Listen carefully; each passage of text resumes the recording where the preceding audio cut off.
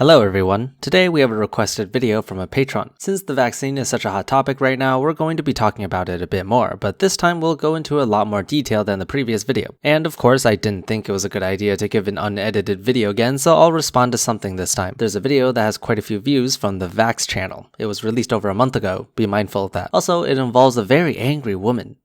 So we are live on We Are Vax and we're live on Vax2 Instagram. We have some things that we want to show you. So this is, first of all, you can do your own research as always, pulsetoday.co.uk. The England are in big trouble. United Kingdom, you're in big trouble, but England, you're particularly in big trouble. Just watched Boris Johnson doing the most disgusting speech to the nation of pretty much 99.9% absolute bullshit lies. So here we go. UK saying they'll be ready to deliver 40 million doses of Pfizer vaccine to 1/3 of the population. So our community, you be the 2/3 of the population and run. Yep, as of the recording of this video, UK is the only one that has approved of the Pfizer vaccine and is beginning to distribute. Good on you guys. And you know, of course, there's always going to be a bit of risk if you're one of the first people to be vaccinated. The clinical trial has been tested on tens of thousands of people already. Don't get me wrong, that's a lot of people, and I mean a lot. But if you're trying to vaccinate someone in the population, there will always be room for things you don't expect. There will always be the adverse events that we don't expect, which is why there needs to be a thorough tracking process that keeps a record of all these adverse events, and it seems like the UK will be doing that. Another thing is, for example, children haven't been tested much for this vaccine, so it may be a good idea to wait before vaccinating your kids. Not like kids would be high up in the priority list anyway. Well, by the time you watch this video, we would have known more about the vaccine. Thank you to British people for being our guinea pigs, so everyone else will be safer when taking the vaccine. Haha. So just be prepared. They are really getting ready because everybody is complying. Stop complying. Say no, stand firm. Next thing, Brian. You won't be standing very firm when you get this virus and your lungs ripped from the inside. And then, of course, Boris Johnson spoke just a couple of hours ago saying the anti-vaccine argument holds no water. Prime Minister Boris Johnson said holds no water. Guys, that alone should make you concerned if you're not already. He also said, I think the anti-vaxxer argument holds no water. I think people need to remember that in having a vaccination, you're not just protecting yourself, you're protecting anybody who could get infected by you or your family as a vector of the disease. Boris Johnson told a media conference.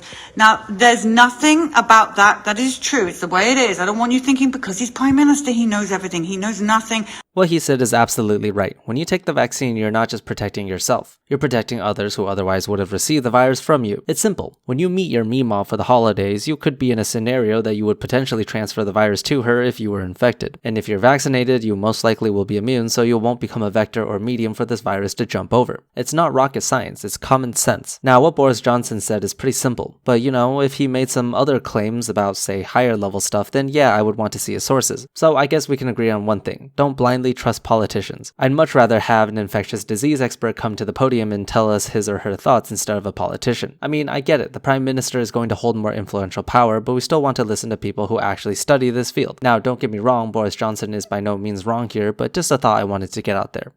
We remember all vaccinated our children or people we love or ourselves, and every single one of us injured in some way, shape or form. We are not the people that we used to be. Do not let these people, these prime ministers, these leaders of this world brainwash you with this absolute bullshit, because you will end up in a very serious medical condition if you're still alive. Yeah, I don't know. I was vaccinated and I seem to be doing just fine. Even better than if I weren't vaccinated, actually. Seriously, you make this sound like it's going to take your life or something. Even if you get a serious reaction, chances are you'll still be in the hospital or clinic and you'll be perfectly fine. And the chances of that is just so low anyway, it's not even worth talking about.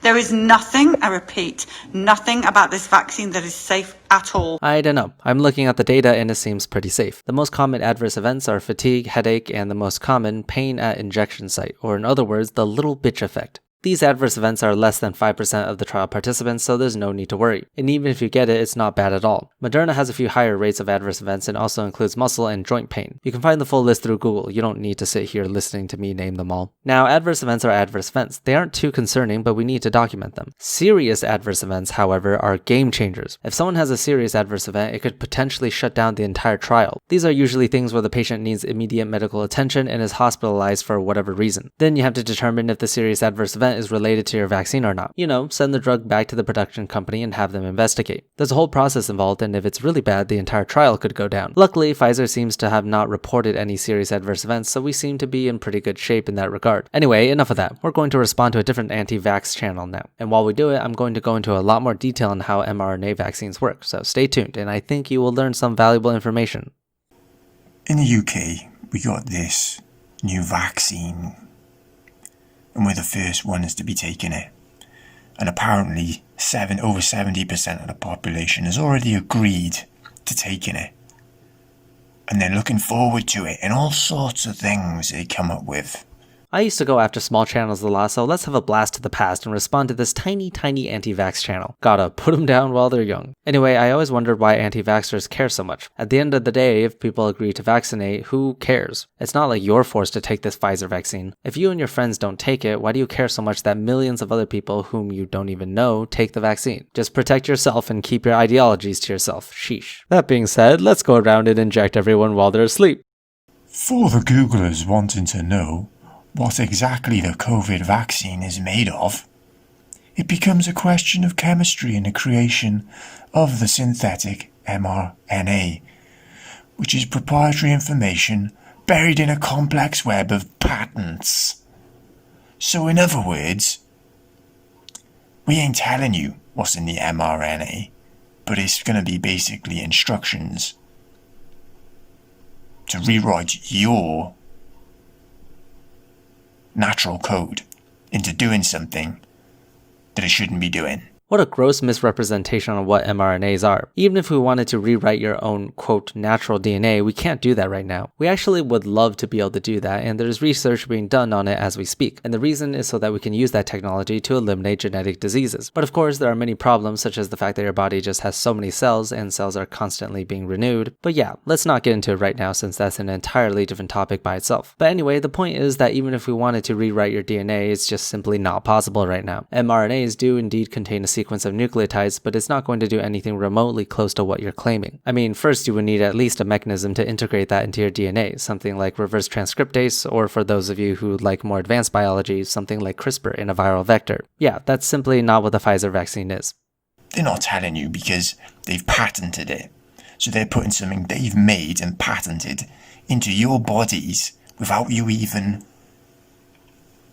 knowing what it is. That's simply not true. The ingredients are fully disclosed. So what's in it, you may ask? I think this is a good idea to look into the vaccine and explain how this works. So I found an official source from the NIH which contains the prescription information, and luckily for us, they have a section that contains the ingredients of this vaccine. Let's go down the list real quick, starting at the top. First off is the main part of the vaccine. It is mRNA BNT162b2. I explained it briefly in my previous video on Pfizer, but this is just a regular mRNA. No tricks. I don't know the exact sequence, but it translates into something similar to the spike protein found on SARS-CoV-2. No surprises there. But of course, the mRNA by itself is not very useful, hence the other ingredients. ALC0315. This isn't showing its full name, so I'm going to switch it to this public user guide given to recipients in the UK. Don't worry, they're the same thing. ALC0315 has such a crazy IUPAC name, and ALC0159 as well. I'm not even going to try to pronounce that. Wow, such scary looking. Surely this can't be good for you. Well, it turns out that these are lipid nanoparticles. Lipid basically meaning a hydrophobic substance, nanoparticle because it has to be less than about 200 nanometers in size. And from that, it is pretty obvious what it does. These two lipids serve as a vector for moving the mRNA through the cell membrane. Now, as explained in my previous video, mRNA vaccines must be read by your own cells, and then your cells produce the spike protein. The spike protein then circulates the blood to be recognized by your immune system. However, this would only be possible if the mRNA can get into the cells. And by itself, it's not possible, which is why we need the lipid nanoparticle vector. Hydrophobic substances are generally pretty good at passing through the cell membrane due to its water-hating bilayer, and it isn't something that we just do based off theory. This has been tested in many experimental treatments in the past, such as ones for cancer. The lipid can structurally interact with the mRNA at low pH, transporting it into the cell. I think, but I'm not sure, that a low dosage of cholesterol helps with that process, which by the way is one of the ingredients in the Pfizer vaccine. Now let's move on to 1,2-disteryl SN-glycerol 3-phosphochloride, or DSPC. I don't even think I pronounced that right. This is actually another molecule that helps in the delivery system I just mentioned. Wow, at least half of these are for that purpose. Basically, it helps in creating a bilayer structure in combination with the ingredients listed above. Very common in delivering any sort of drug into cell bodies, not just RNA. Potassium chloride, next on the list, is very interesting. It is very common in a lot of vaccines, and you can sort of think of it as a life-sustaining substance. In the blood, it dissolves into potassium and chloride. Both are essential for properly maintaining the negative internal charges of cells. Basically, think of it as an ingredient to help nourish and keep cells alive, such as the immune cells, for example. Going down, we have the less active ingredients. Potassium dihydrogen sulfate is found in just a few other vaccines. To be honest, I'm not entirely sure what this does, but I think it acts as a buffer. If you don't know what a buffer is, it is a solution that helps maintain and resist change in pH. Next, we have sodium chloride, just a pinch of table salt, probably to control ion concentrations in the preservation of the vaccine. Disodium hydrogen phosphate is found in many places, including your food and water, which is used for adjusting pH and removal of metal cations. I believe it is used in combination with potassium dihydrogen phosphate as a pH regulator. Finally, sucrose, basically just table sugar, is found quite commonly in vaccines because of its ability to stabilize viral particles. So in this case, the viral proteins created from the BNT162b2 RNA wouldn't denature in the bloodstream that quickly, since sucrose helps to increase its half-life. Well, that's basically the gist of it. So as you can see, there's no trickery, there's no harmful substances, and keep in mind that each of these are in very low doses, so even if they had detrimental effects, they wouldn't be large enough in concentration to do anything. So yeah, that's basically how this vaccine works. The RNA moves into cells, especially your nearby muscle cells at site injection, creates the viral spike protein, which then your immune system recognizes and produces a secondary response. I did expect some sort of adjuvant, but I guess it's not needed here, and the scientists who developed this are definitely more knowledgeable in vaccines than I am, so yeah, no surprises.